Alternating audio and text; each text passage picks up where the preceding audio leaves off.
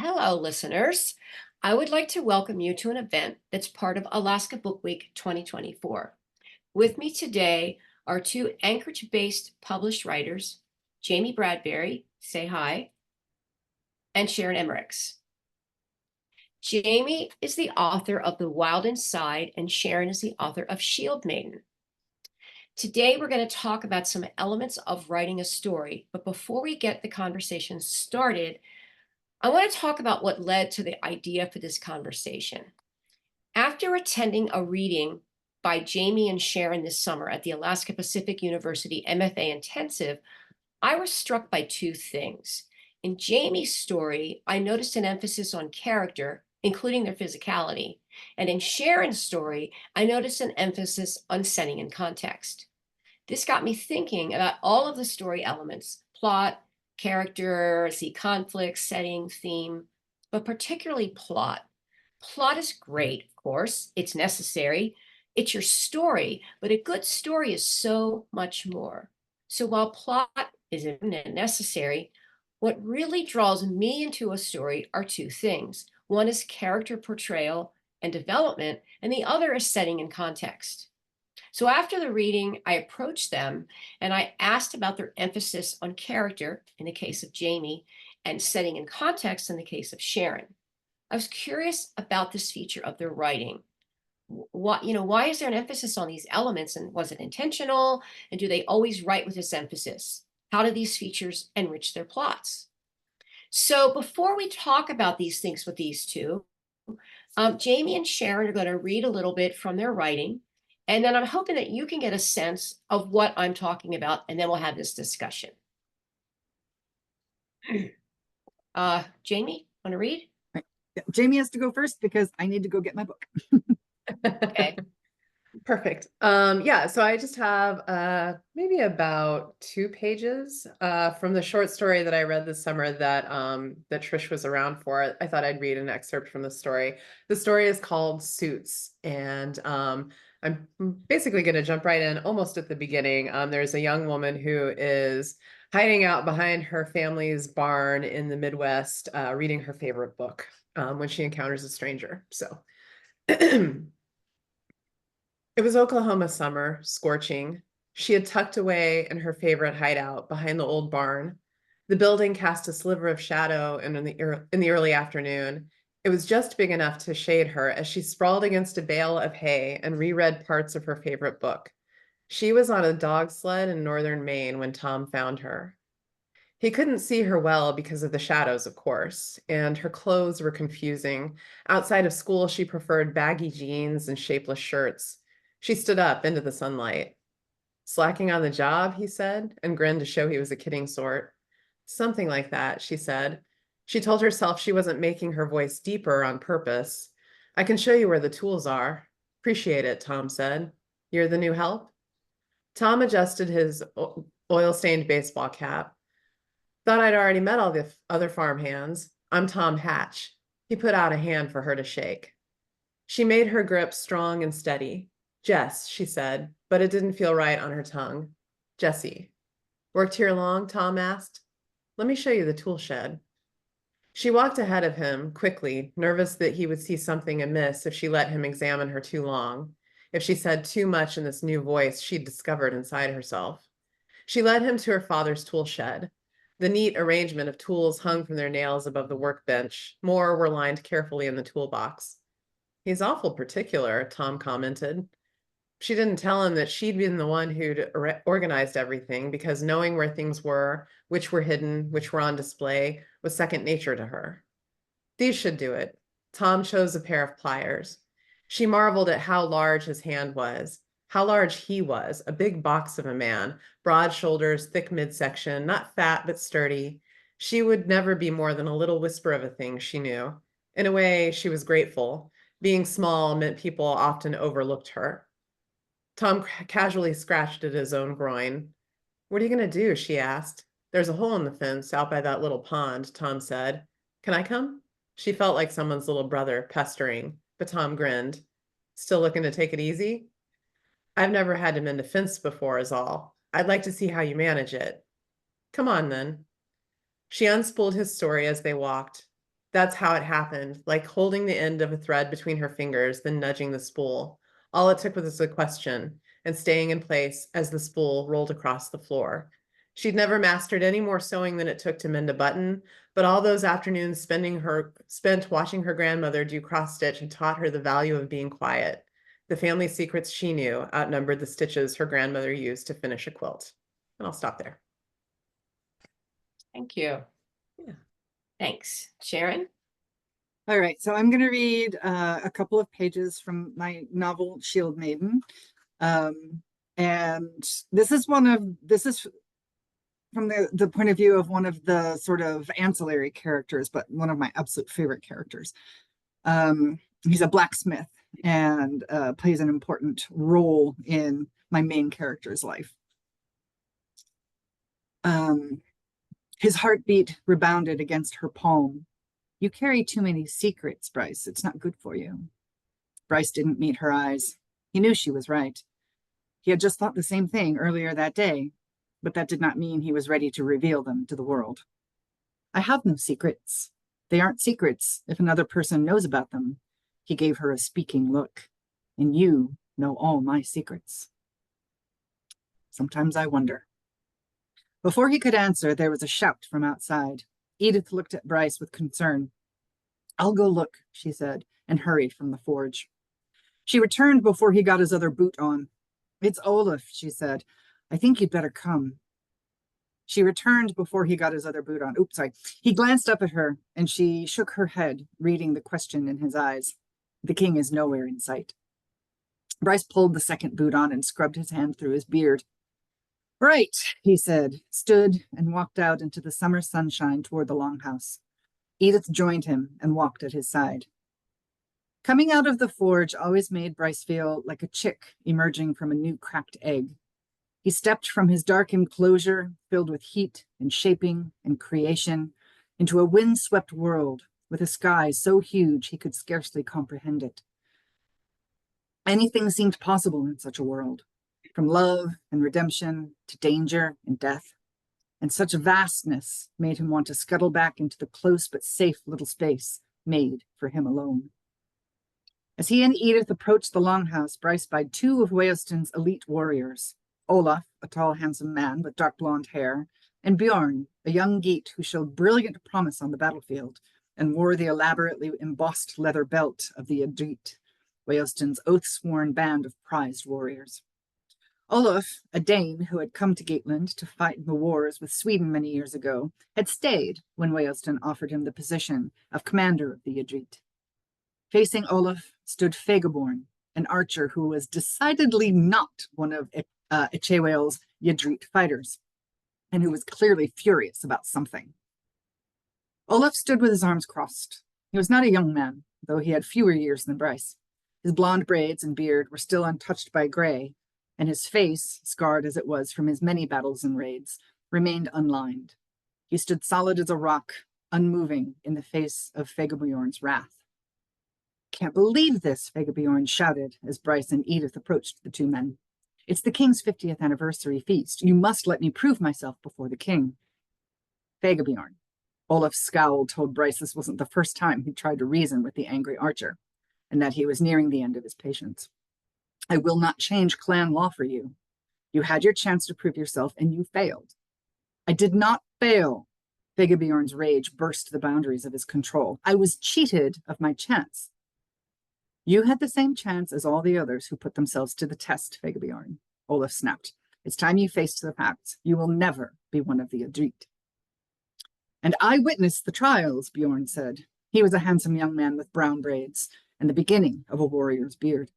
Fegabjorn's mistakes, ingenuity and sound strategy for cheating. "Problem?" Bryce kept his voice mild as he and Edith paused, as if they had just been out for a walk in the afternoon sun. And I will stop there.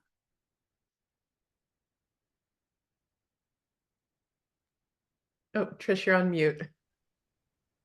Sorry, I'm going to throw out some questions. How many times have you said that in your life in the last 4 years? I'm going to throw out some questions and kind of see where the conversation goes. So what how do non-plot elements, how do non-plot elements influence plot, would you say? Well, I can jump in because I feel like maybe I won't say the last thing I'm thinking about is plot because I do think about plot a lot, but it's not the first thing that comes to me, the first thing that I'm concerned with when I sit down to write. I think the first thing that comes to me really is character, as you observed, Trish. Like, I have to start with some kind of character who sees the world in a very specific way. And that helps me figure out what my plot is. Because when I have that character and she or he, usually she, when she's, in her world, observing her world from her perspective, and she sees something wrong with her world, or she sees something wrong with herself in her world, not being able to fit in the way that she wants, or, not being able to get the things that she desires because the world is set up a certain way. That's where all my plot, I think, generates from. So really, for me, plot is character, or plot grows out of character. But I wonder if it's the same for you, because you have such a strong female character figure at the center of your book, Sharon. And it's interesting because my books almost always start with the world.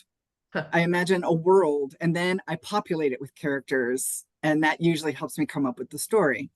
So Shield Maiden takes place in the world of the Beowulf poem. And so everything that I came up with had to fit into that world, which means I had to know the world inside out, upside down. So the first thing I did was I did an enormous amount of research on early medieval, culture and history and geography and material culture and all of that. But I also really do feel that plot and character have to be rooted in an identity of place. And a lot of my reading and writing is place-based. Living in Alaska, obviously, that's really influenced me, writing place-based and reading place-based stories. And I love sort of the richness that you can get from having place influence everything about your story, including character, which I know your story takes place in Alaska, and I know that was hugely influential for you. And the plot, but again, for me, the plot is kind of not the first thing I think about. It's like the third thing I think about, because once I know the world and once I've peopled that world, then I can start to figure out what they do, what their conflict is, what their story is, where they go, all of that sort of thing. Yeah, I keep thinking about, how like I think especially in Sex and the City, people are like, New York is also it's the fifth character. And it's Yeah, like the place is kind of a character in that way, right? Like yeah, it I agree. becomes, yeah, it gives your world texture, it influences what your actual characters are doing, the decisions they're making. And so I think, especially when you're talking about researching a time and a place in history so thoroughly, like that's the kind of thing I think a lot of writers struggle with, right? Like on one hand, you want to do enough research to make that place feel real, feel recognizable, or feel interesting enough to get into, but you don't want to inundate your readers and drag them down with like like I researched this, so it's going in the book. Like you want Yeah. just enough to give your world texture, but not so much that you overwhelm your reader. I know I struggled with that, like wanting to put certain details in my book, The Wild Inside, because I was like, I learned all this stuff about dog mushing, and it's really cool. I want you to learn about it too. Yeah, So that was a really big problem for me. I was so excited about all the things I'd learned, and I was like, "Oh, my readers are going to love knowing about this," and that is not really true because readers really like story, and because I was prioritizing place over story, the first draft of my book was a book nobody would ever want to read, and so I had to do a lot of cutting, a lot of editing to sort of weave like things in that made it real, that made it alive without sounding like I was a medieval English professor trying to give a lesson on Saxon history, This is So, like a funny, oh, sorry, Trish. I was just gonna say, no, this no, is go like ahead, go ahead, go a ahead. funny problem that writers have, right? Like, I think a lot of readers do come to books, especially like novels, thinking, I just want to get lost in the plot. Like, I just want to have a good plot, read it on the airplane, have a really good Sunday afternoon read and just want to turn pages. And writers, on the other hand, like we're thinking about plot, obviously, that's really important, but we're also enjoying like, oh, I'm creating this world that I'm so excited to share. Or like, I really feel strongly about these characters and like I empathize with them and I want them to get the things that they want. And we spend our time, because I'm thinking about, you were talking about one of your first drafts being like kind of unreadable because it was just like Saxon history. And my first drafts of my book were frankly sort of unreadable too, because I was just like, I'm just going to be inside the interior life of this character and observing the world. And like, but nothing was happening. Like, I was having fun. But my reader would be like, oh my God, when is this girl going to do something? Yeah, and sometimes readers complain about that kind of that Oh, lack yes, they of do. emphasis on plot. And I'm like, what? Because I'll read a review like on Goodreads or something by a book I like, and I'm appalled at some of the comments. I realize that's not the best place to go for a review, but I'm sort of appalled that they didn't appreciate the thorough development of a character, or the stuff I learn about the setting. Like a lot of writers who have a series, each book will have a different setting or a different focus. I'm Googling stuff like, did that really happen? I got to read about that. That kind of a thing. But do you struggle? Are there story plot elements that you struggle with to make your story believable? Or I definitely had the Tiffany problem. I don't know if our listeners are familiar with that, but the Tiffany problem is in essence a problem of believability. And so the name Tiffany, for example, sounds really modern. However, people were named Tiffany in 1100. People were named Tiffany in the 10th century. And it was actually a very popular Saxon name. However, if I had named my main character Tiffany, do you think anybody would have believed that that had been an no? appropriate, culturally appropriate name? No, absolutely not. So you do have to sort of dance this line between what is actually real and what your readers will believe. And I struggled with that a lot. In fact, one of my mentors in my MFA program wrote me a little note on one of my drafts saying, "Don't have your characters drink wine; only have them drink mead." And I was like, but they did drink wine. I researched it. And he said, it doesn't matter. Your reader won't believe it. Have them only drink mead. And I was like, but they'll learn. They'll learn that they drank wine. Isn't that a good thing that they'll learn something new that they didn't know before? And he said, no, because they're gonna think that you're not a good researcher. They're gonna put the book down and not pick it up again.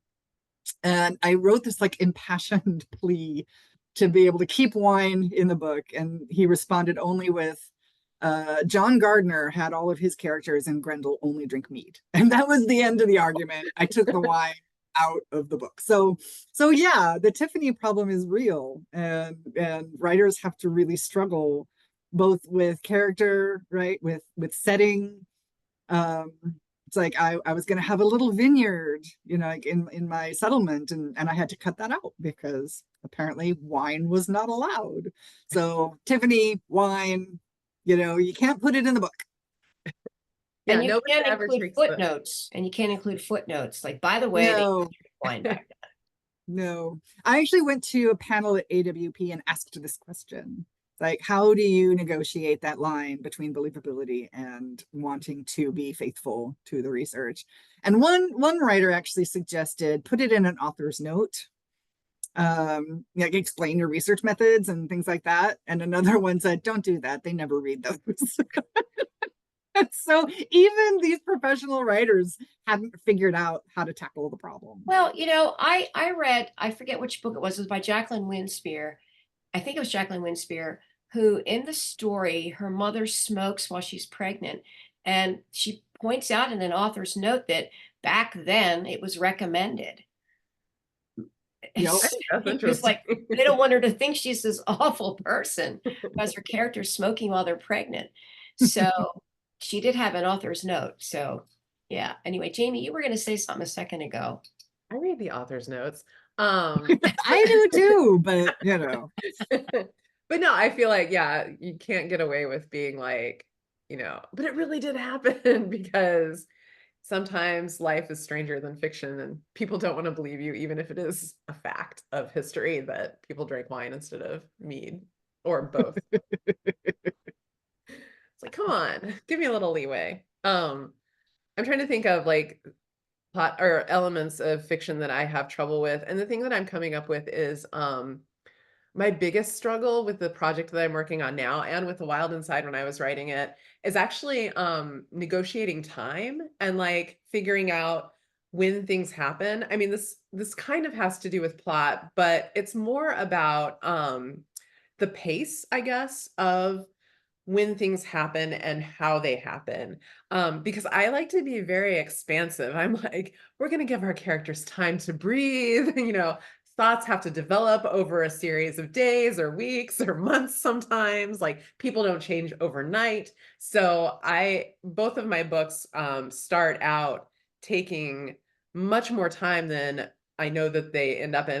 With The Wild Inside, I think, I actually had a sort of flash forward, like my main character experienced some things when she was 16, and then there was like a chapter break, and then it's years later, she's 18, and now the story continues. And I remember when my agent was looking at my book, she was like, this is great. I like the plot. We need to compress. Compress was her word. We're going to compress this. You need to age her up right away. We need to take out this like gap of years. And at first I was like, no, I like it this way. But then of course I could see that she was totally right. And by compressing so much, forcing the plot to happen in a shorter amount of time, that really ramped up the pacing. That like I think makes the book more page turny, if that can be a word. That's the thing that, you're like, okay, there's a clock ticking, right?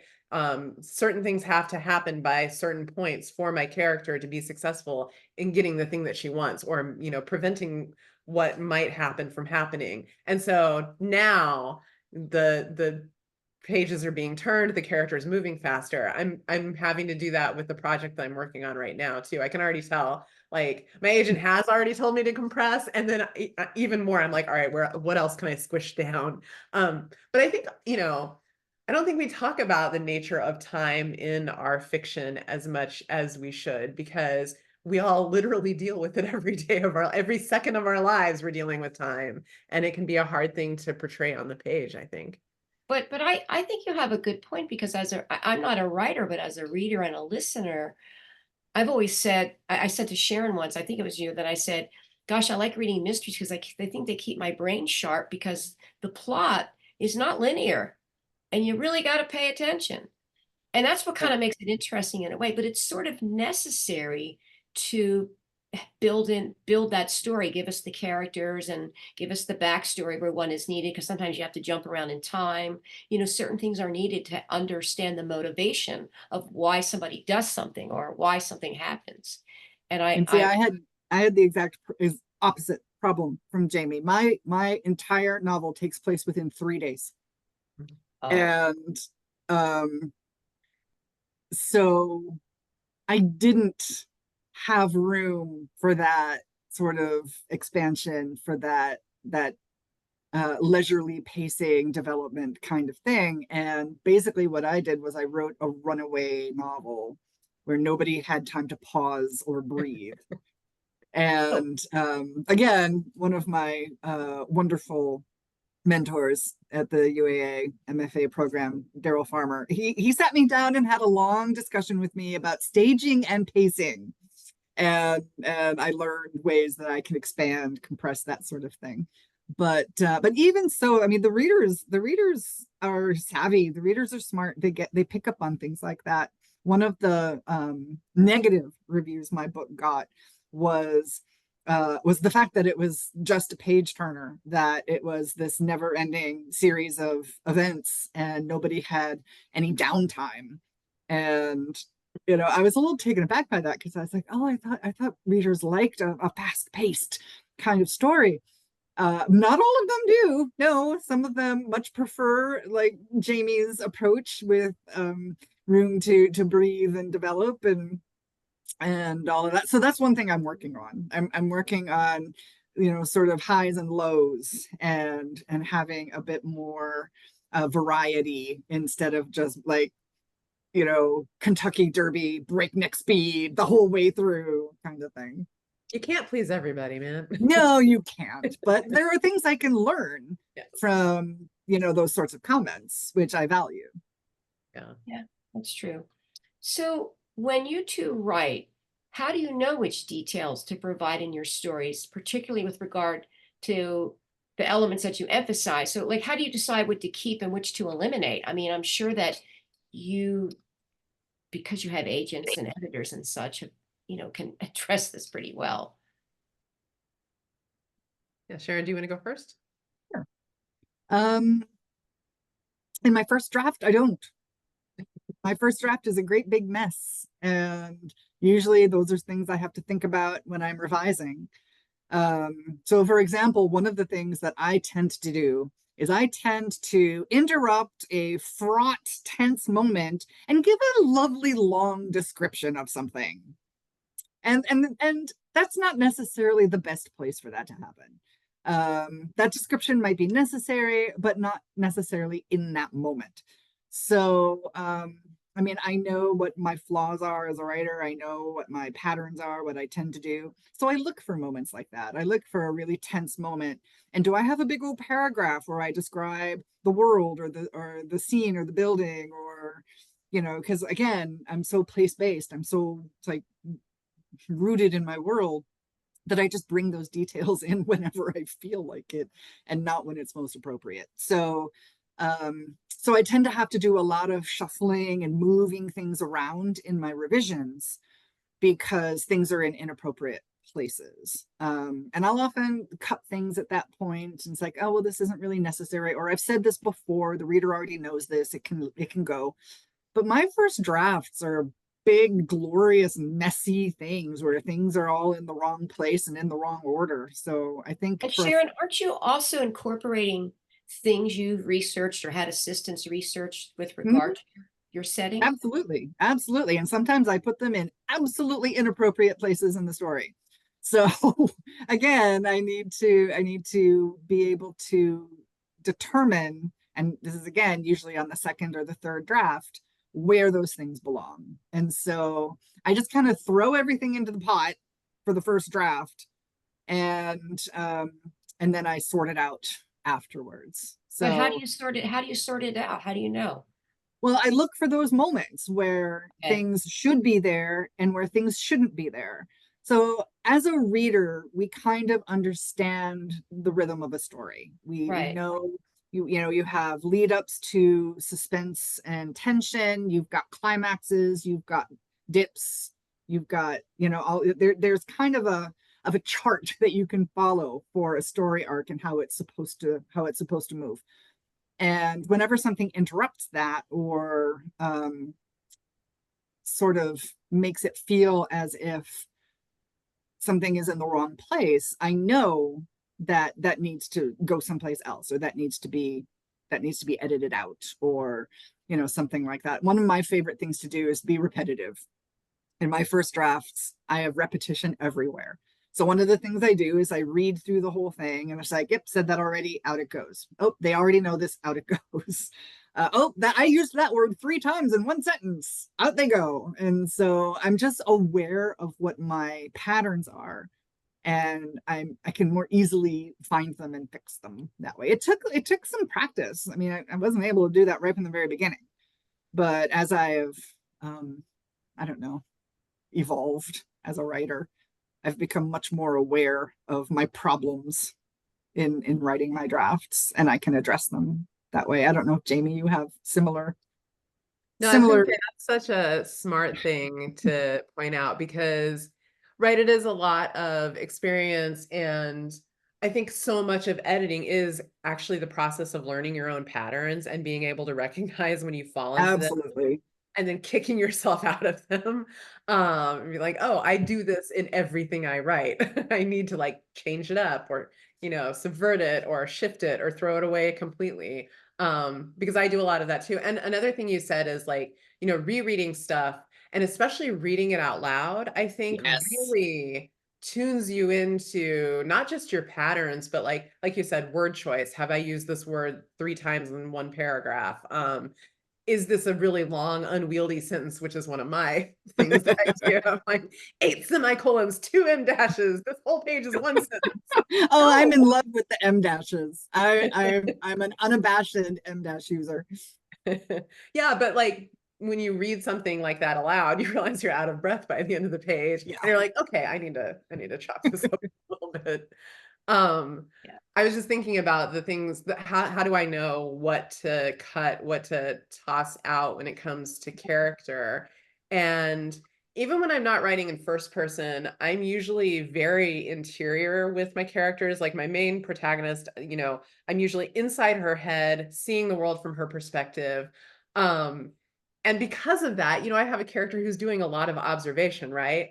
And so my early drafts and even some of my later drafts are riddled with words like see, peek, peer, stare, gaze. Like, good God, person is just like one giant eyeball walking around on a couple legs.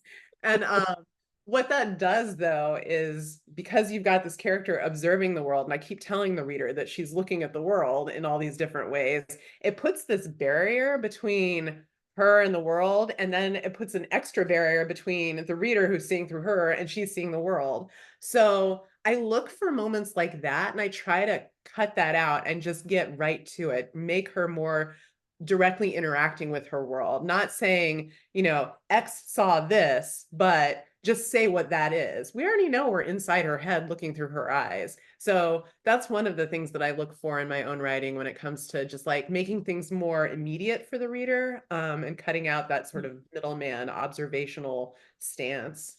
Another thing I look for is, you talked about character arc and story arc and like how that plays out. And a lot of what I'm thinking about is, okay, my character is pushing the plot forward by the actions she's taking, right? So if I have a scene where she's just kind of dawdling around and existing in the world and observing it and not really taking any action or reacting to something, I don't always take those moments out because sometimes those moments can be really nice, but I really look closely at those. And if it's not doing anything for the plot, if it's not moving the story along, I consider taking that stuff out. There was a scene that I wrote for The Wild Inside that I really loved. It was like this really nice moment between the main character, Tracy, and her dad. And they're just kind of playing around in the yard, and she's hopping on a sled, and then a fox runs out in front of the dogs, and they chase the dogs chase the fox, and then she falls off the sled, but she keeps holding on because that's what her dad taught her. It was just like a fun scene. But like at the end of the day, I was like, okay, I need to get the page count down here. And the scene doesn't actually do anything for the plot other than be a nice moment.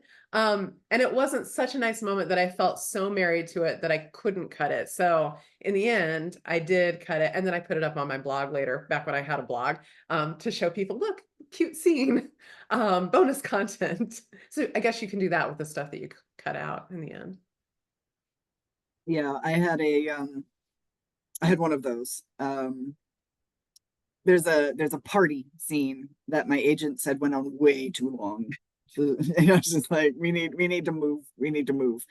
And I had written a poem in the early Saxon form.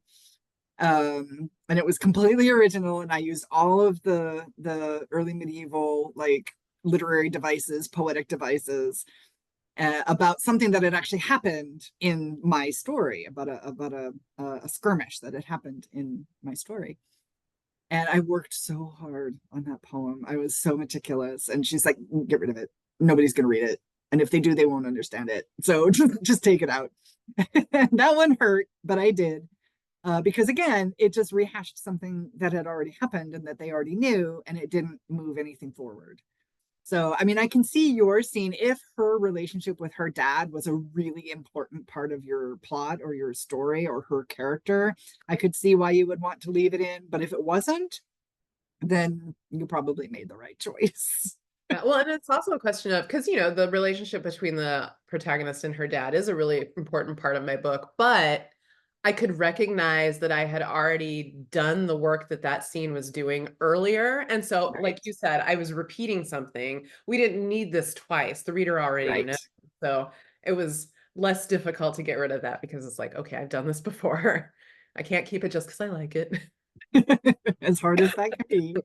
So Jamie, where do you get your ideas for your character and how to talk about them? Are these, like I'm sort of what I'm thinking is when you're like you said you do the characters, they come in your head first before the plot, right? Mhm. Um, do they does the plot just kind of sort of evolve from those characters then? I mean, like where do you get like what I guess what I'm trying to say is motivation maybe part of this character development, and is that what really heavily influences the plot, would you say? Yeah, yeah. I think I'm thinking of both characters that I've like been heavily involved with, Tracy from The Wild Inside, and then the thing that I'm working on currently is about a young woman who is a cheerleader, and then she winds up in a really bad situation where everyone at her school is accusing her of essentially being a slut. And then she discovers witchcraft, and so she's like, "I'm gonna get even with all of you." Um, so I think, yeah, it's usually it starts with a character, and then I find myself asking, what's the worst part of this character's life? Like, what is the worst possible thing that could happen to them? Because for me, I know not every story follows this trajectory, but for me, that's kind of where the story starts. Like the worst possible day, or maybe the best possible day of your life, but I like to write horror. So usually that doesn't sprout out of the best thing that ever happened to you. Um, so yeah, I start asking about my character, like what is the worst thing that could happen to this person? And then more importantly than that even is how do they react to that? And that's where I think I can start getting into my character's head, understanding, how you react to a situation tells you a lot about yourself. When we had that earthquake a few years ago, the way I reacted told me a lot about myself. Like, okay, so I'm not great in an emergency situation, but if I have like 5 minutes to calm down, I'm good. And that's your characters too, right? You throw them in a crazy situation and you see like, okay, is this the kind of person who like in the face of an earthquake takes charge and goes, get water, you see if people need help, you do this. Or are they the kind of person who like stays under the table and waits for everybody else to do the stuff and then peeks out and goes, is it okay now? Depending on the type of character you have, that's going to tell you a lot about how they march through their world, the kinds of decisions they make, the reactions they have. And those are the kinds of things that I look to start creating plot. But And I do will you ever say, oh, go ahead, one, Sharon. I just have to say, I won't spoil anything, but I read The Wild Inside, and there were a couple of moments that genuinely shocked me, that absolutely made my jaw drop, and were so incredibly effective and so like viscerally real to me that you did an extraordinary job with that. So well done. Well, did Thank the you. plot shock you or did the character development shock you? Both Or of them because they were so beautifully integrated with each other and they were believable? and they were believable. Because I think that's I even mean, though in a story where like supernatural stuff happens, I mean, yeah, they were Believable-ish. believable. well, and that's kind of another question I have when you think about Jamie, you're writing horror, and Sharon, you're writing fantasy, would you say, right? And so you've got some Yeah, my liberties, book has a dragon. and there's some liberties there that you can take because you're not in the, I guess you could say, in the real world. There are But it's liberties, but still then they're also like you have to pretty strictly set up the rules of your universe Yeah, and there has abide to by be them. the internal consistency is absolutely key. Yeah, because but the minute you break your own rules, I think that's where you lose your reader. And that's why in genre fiction, like you said, you have a lot of liberties. Like I can write a thing about ghosts. That's awesome. But if I'm writing a thing about ghosts, I have to figure out how those ghosts interact with real people, with alive people. I mean, how, what their physicality is, what they can actually do in the world. And then if I mess that up, that's when you start getting letters from readers going, on page 47, you said the ghosts act like this, but then on page 86, they did this, and that totally was not what you said. And I would imagine there must be some like lore associated with some of these genres that you both write also, like expectations that reader has about horror or about fantasy, I would think. I don't know. Can Well, you? for Shield Maiden, I was a little bit constricted because I was working from source material. I was working from the Beowulf poem. And yes, I took a lot of liberties with that story, which actually really pissed some people off. And I expected that to happen because I really You took didn't. liberties with the Beowulf story, I or did. I did. uh-oh, Yes. uh-oh. I changed some pretty key things. Um, I mean, the result was pretty much the same, but I really changed how those things happened in the story Why did you do that? because I thought it would be really boring to just tell the story that had already been told. Okay. And the poem itself left so much unsaid and it left so many questions open that I thought it would be really fun to come up with answers to those questions that challenged the reader. So, Um, so that's what I did. so Sharon, with regard to setting and context, do you have people who read your book for authenticity then of context? Yes. Yes. Um, most I don't read my reviews, but my agent and my publishers sometimes send me reviews from places that gave me good reviews. And um 99% of them say, she did her research, the world is believable, it's very rich. But I will never forget the one reviewer who said the whole thing was spoiled for me when she mentioned locusts because there were no locusts in Sweden. They're not indigenous to Sweden. And I was like, the one thing I assumed and didn't research. And somebody, of course, picked up on it, right? Because my search history is ridiculous. My search history for my research is I mean, um, what shoes did they wear? Did Saxon people wear underwear? What were their clothes? What did they eat? What were their homes look like? This, that. I never looked up locusts. And somebody was like jumped on it. It's like, she's a bad researcher because she mentioned locusts. I'm just like, okay. So yeah, people do read it for believability. People do read it for authenticity. Um, but those I think are the minority. I mean, I think most people read it because they want to read a good story and they want to get involved in the characters and in the setting. I also wonder sometimes about readers' expectations. Maybe I'm mostly thinking about character, Jamey, where people might think you are unkind about a certain kind of person, or I don't know if you ever run into that problem or that concern. Um, maybe the person is has a personality that somebody might say, oh, they're on the spectrum or something like that, and the author doesn't come out and say that, but they kind of treat the character in an uncool way, in a way. Like they make them an outright weirdo instead of somebody who's neurodivergent. You know what I mean? Like I Yeah, don't know. yeah. Yeah, I'm thinking about like especially unlikable characters. Like, Yeah, that's what I'm talking about. Yes, yes. yeah, like And I want to say, hey, that person is just different. Yeah, yeah, I mean, right, the world is populated with all kinds of people, and yeah, I want to see those people reflected in not just what I read, but also what I write, which brings up a whole other question of like who gets to tell whose stories. yeah. But setting that aside for a moment, like, you could definitely call my protagonist of The Wild and Side unlikable. Like she is surly, she doesn't like to do what she's told. She would really rather just like run around in the woods than talk to people. She's very blunt.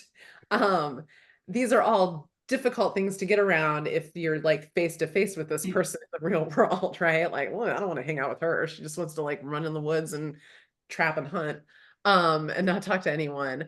But the great thing about literature, the great thing about writing is we get an opportunity to be inside that person's head and see the world from their perspective. And I think that that is a really amazing opportunity to push past what we would see, just day to day. Like when we encounter someone who's maybe neurodivergent, when we encounter somebody who just sees the world in a way that we don't see it, when we encounter somebody whose experience is totally foreign to our own, literature is really the one opportunity that you have to actually get inside that person and experience the world the way that they are experiencing it, to grow your own empathy for that person and maybe see past that unlikability and go, oh, now I understand why I found you unlikable. It's because you went through this thing, or it's because this is how you see the world, and the world's been really crummy to you. So if I were you, I'd be unlikable too, probably.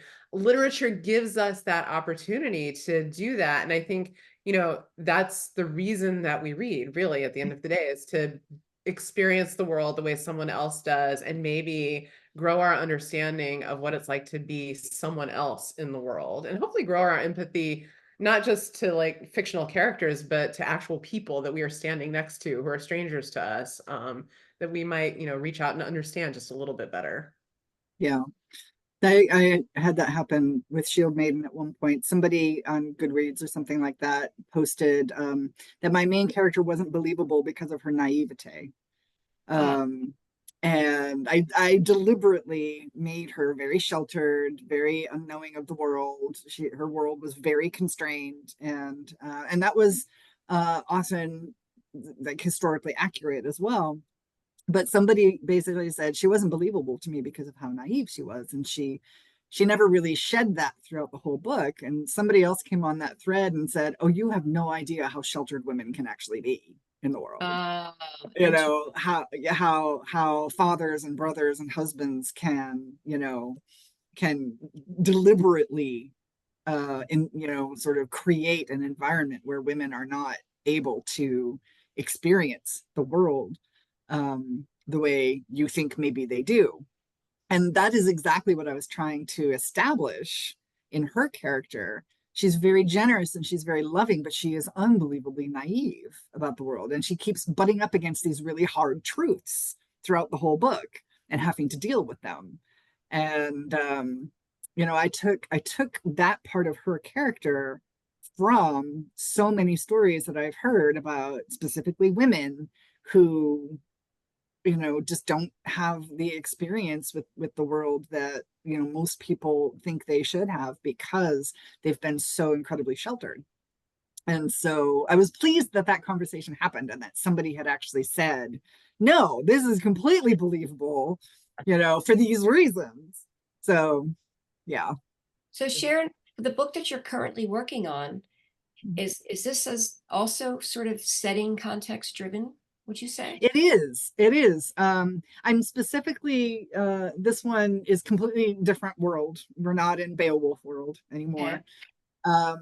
But so much of fantasy, especially high fantasy, is about kings and queens and princes and nobles. And my main character lives in a tiny little fishing village. And she is an apprentice to a jewelsmith. And so she's learning a trade.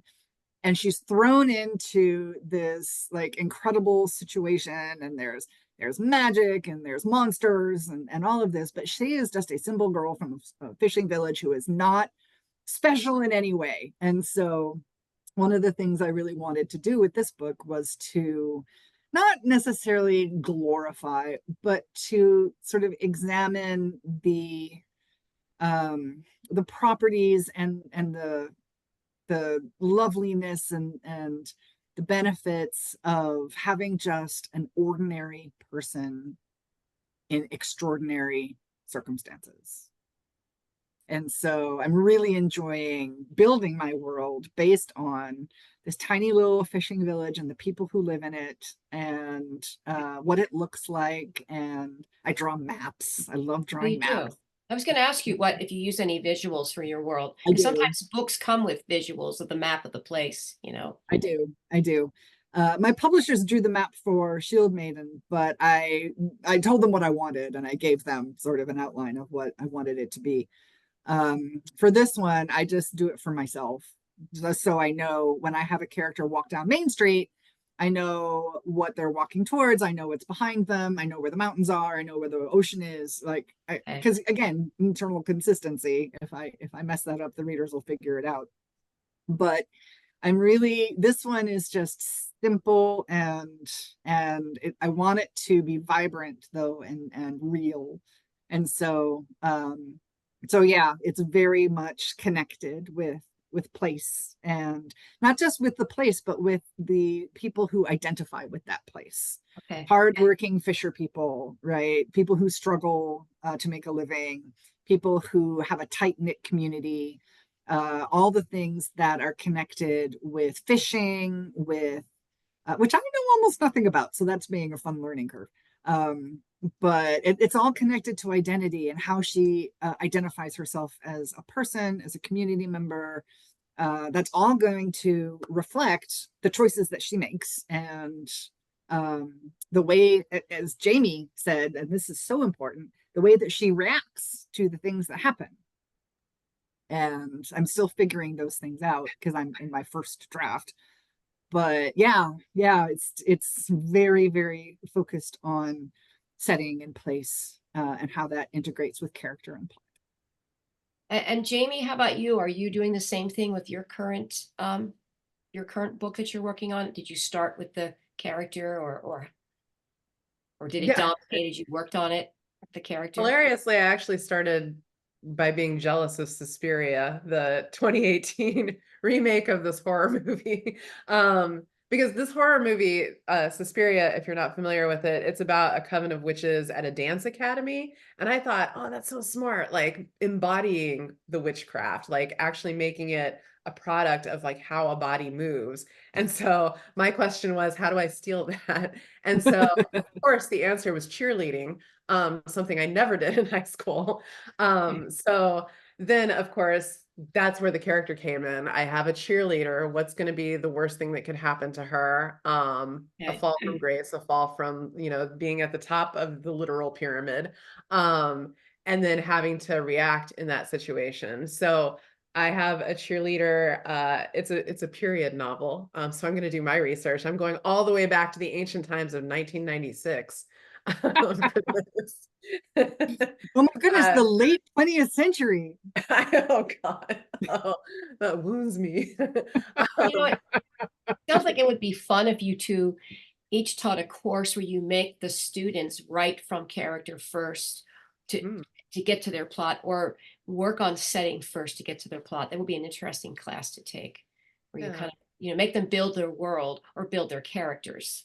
Yeah, and see how naturally they start to write about the other things too. Because with my character, because of the problems that she's going to face, I had to figure out like where does this character live? Where in the world is she? She's in a small Midwestern town, partly because that's where I grew up and that's what I'm familiar with. But that also makes things very insular. Like she's out in the middle of rural Illinois. There's not a lot going on except what's happening in that town. All eyes are on her because everybody knows everyone else's business. And again, that's another kind of pressure cooker that I can put around her and make her react in to push the plot forward. Yeah. Well, this has kind of been it's been a really fun discussion. Very interesting. Somebody who reads and listens but doesn't write even likes to hear about this stuff. So I really appreciate you two talking about this. And I look forward to your new books that I don't know, when are they going to be out? Do we know? Nope. I haven't even finished writing it yet. So. And you're still writing yours, right, Jamey? Yeah, I'm revising mine. Okay. Yeah, she's a lot farther along than I am. I'm still working on the first draft. Well, maybe the book week next year, the year after, you two can be part of it. That So, would be awesome. okay. That would be lovely. Well, thank you for your time, and thank you for participating in Book Week 2024. Thanks, Trish. Thank you for inviting us.